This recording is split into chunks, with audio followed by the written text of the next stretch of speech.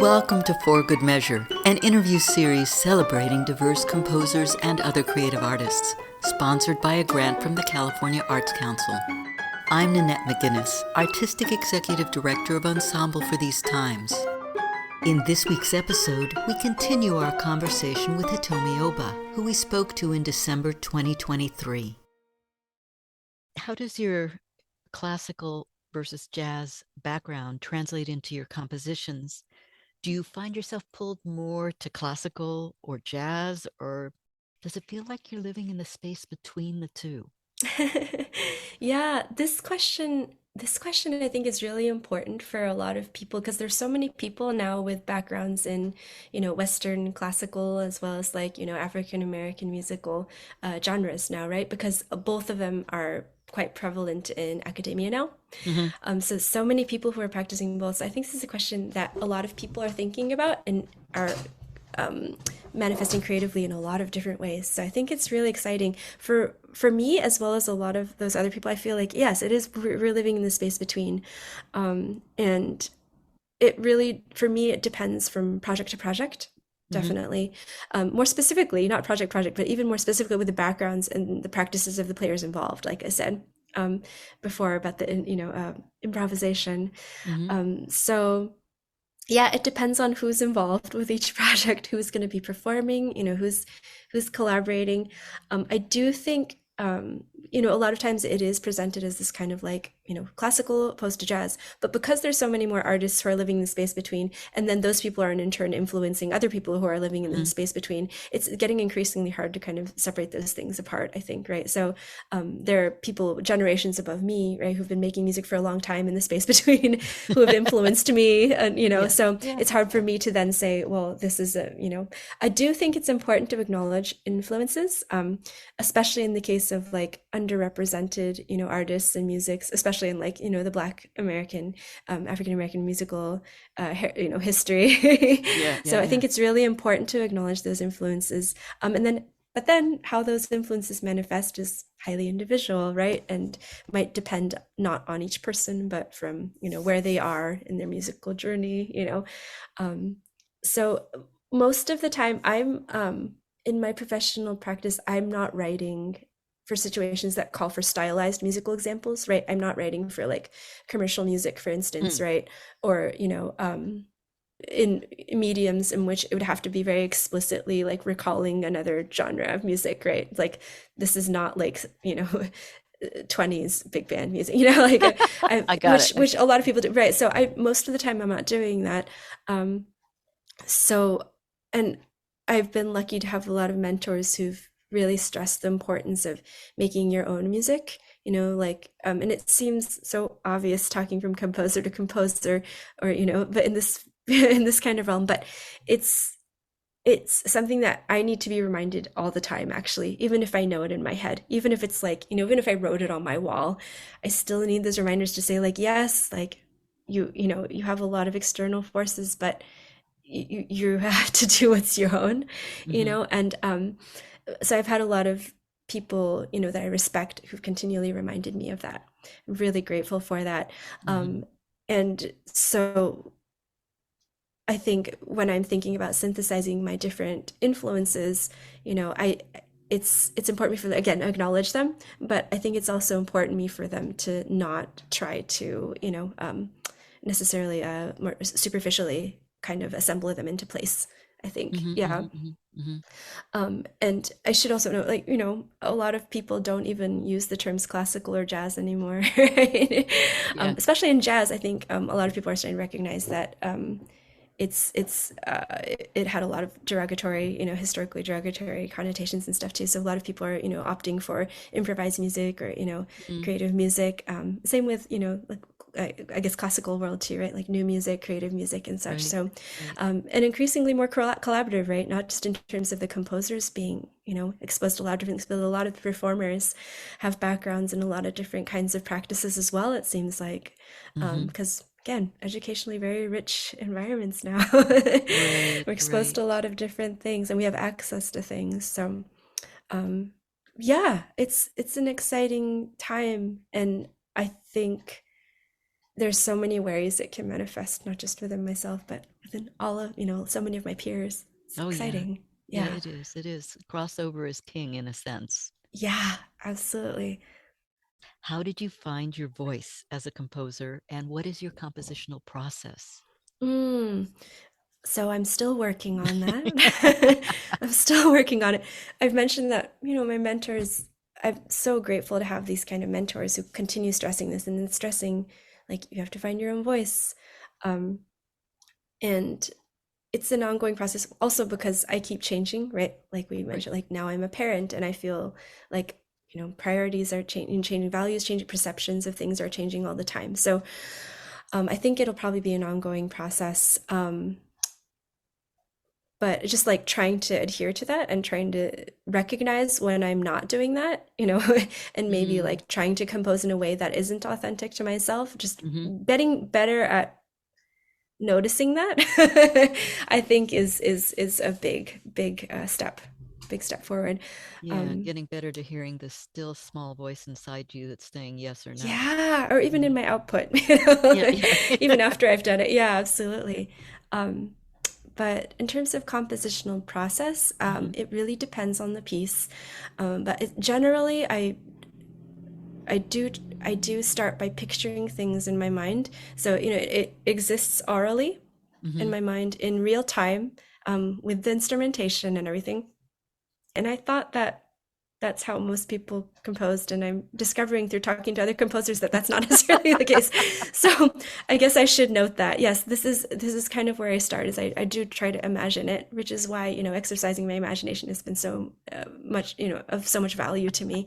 But yeah, picturing it, and this is how I work things out when I improvise as well, right? I picture it in my mind first, and then in a split second, like nanosecond later, it has to exist in the real Right, world. And right, so, right. yeah, um, I think that kind of just like imagining it in its totality is usually where I start. So, it, and then I work things out, I edit, I change things, I mold those ideas, and maybe apply conceptual ideas, like, well, what if you did take this and put it over, like more, cognitively based ideas, maybe logical things. Hmm. But yeah, generally I start with, well, I have this instrumentation, these are the kinds of players. What would be interesting if it existed, I guess. Yeah, yeah, And then yeah. taking that down. Yeah. Sure. Well, that leads to where do you get your concepts, ideas, and inspirations, and how do you get them? Or do they just kind of arrive in your mind's ear once you know who you're writing for, or etc.? Oh, oh, Nanette, that also depends so much. That's a really good question.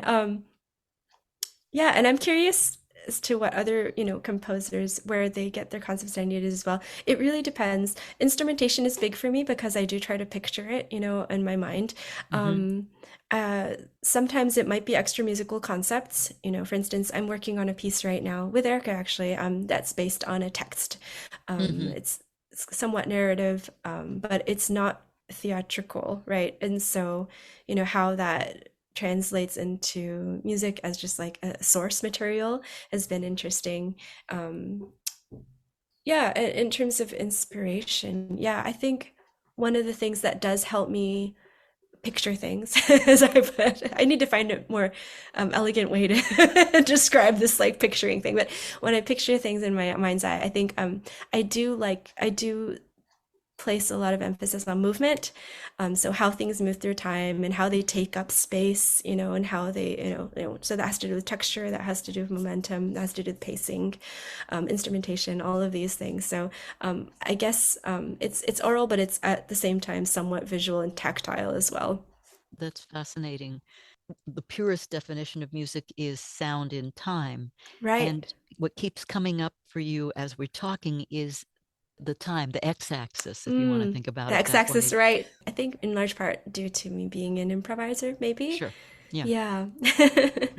Makes Yeah. sense. You've talked about how important your mentors are.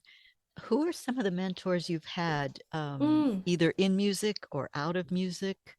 And while we're at it, what composers, musical styles, genres have had an influence on you as a composer or musician?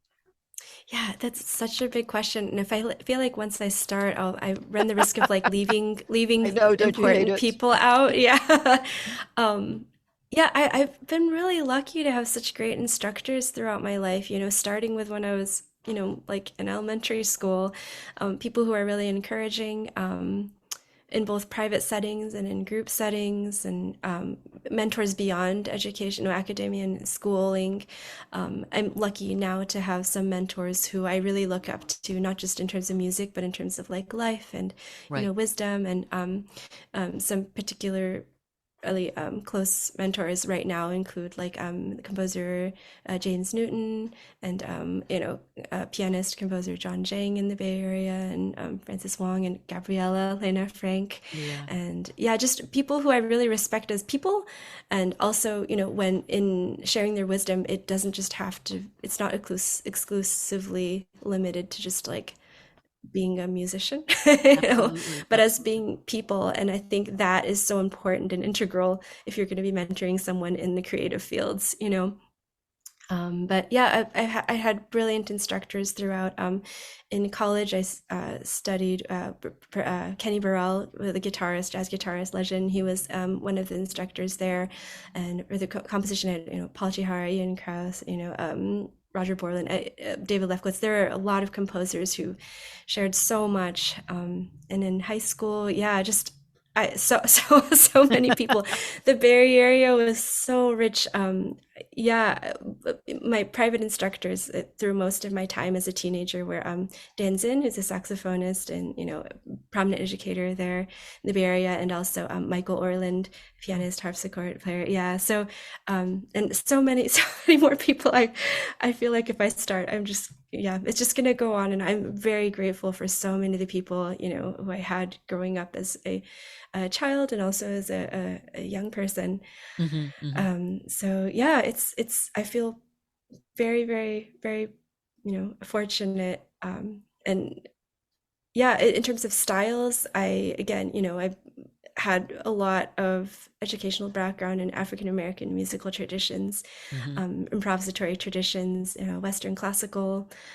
My parents liked a lot of different kinds of music, so there was like rock, blues, folk, Indian classical music in my house. My mom started, after I, grew up, she started playing Okinawan instrument called sanshin. Before that, she played bansuri, and Hmm. my dad Hmm. plays guitar. There was a lot of music at home, and so we were exposed Nice. to music that wasn't just the music we were studying. Right. And I grew up in a Japanese speaking household. There was Japanese music playing, and as a young person, I did 90s American and Japanese pop and R&B. And then in college, I got to study some other non-American and non-Western styles of music. I studied a little bit of little bits, only little bits. I can't claim to be proficient in any of them, but I studied a little gagaku, Japanese imperial court music, Oh, okay. and when I was in Japan, and taiko, Japanese drumming, I Oh, did yeah, I for love four that. years. Uh-huh. Yeah, I did Balinese gamelan for my whole time there, and Wow. Bulgarian women's choir my whole time there. It was and the gospel choir. We did Afro-Cuban. I played Wow. in as a professional. I played in pop rock productions. Lots of things you get to called to do as a saxophonist. So yeah, a lot of different genres, and I feel lucky in California we are exposed to so many amazing musicians in all of those genres, right? So Yeah. getting first-hand experience with those people has been very, very integral as well.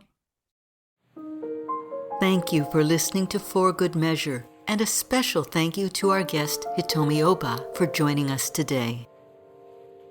If you enjoyed this episode, please subscribe to our podcast by clicking on the subscribe button, and support us by sharing it with your friends, posting about it on social media, and leaving us a rating and a review. To learn more about E4TT, our concert season online and in the Bay Area, or to make a tax-deductible donation, please visit us at e4tt.org. This podcast is made possible in part by a grant from the California Arts Council and generous donors like you. For Good Measure is produced by Nanette McGuinness and Ensemble for These Times and designed by Brennan Stokes, with special thanks to co-producer and audio engineer Stephanie M. Neumann. Remember to keep supporting equity in the arts and tune in next week for Good Measure.